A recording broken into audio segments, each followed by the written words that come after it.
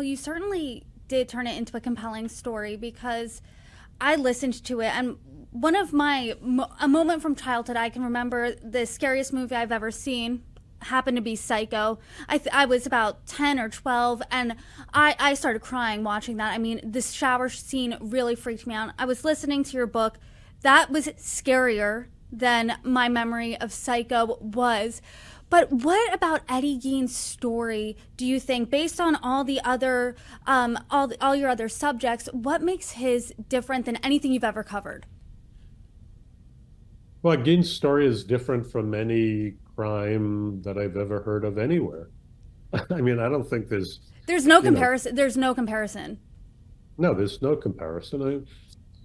Again, the combination of factors, when it took place, where it took place, the character of Gein himself, but the disparity between, this, as I've said before, this nondescript, mild-mannered, seemingly good-natured, maybe slightly, he was seen as slightly simple-minded farmer, uh, who is babysitting for his neighbors and running errands. And then, in the darkness of his remote farmhouse, performing these unspeakable, really kind of archaic acts.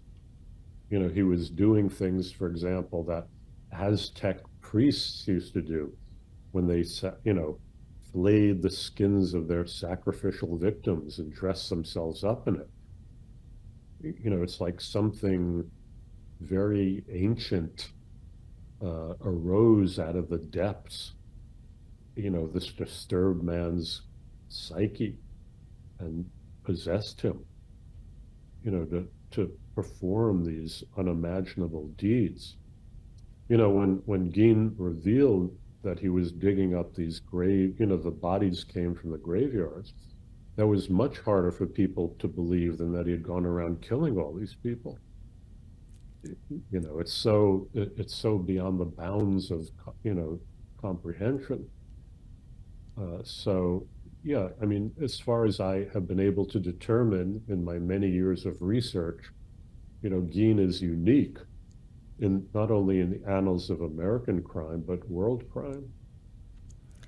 I mean, it definitely, after listening to your book, I mean, I'm definitely looking at people a little differently because, like you said, I mean, the most fascinating part is he presented in society, in his community for years one way, and then you Mhm. find out in alone in his own home, he was a completely different person.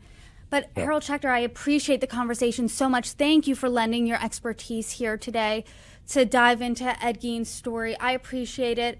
And you are welcome back anytime. I hope we can continue talking about more of your stories. Happy to appear whenever you wish. Yes, it was a great pleasure. Thank you for having me on.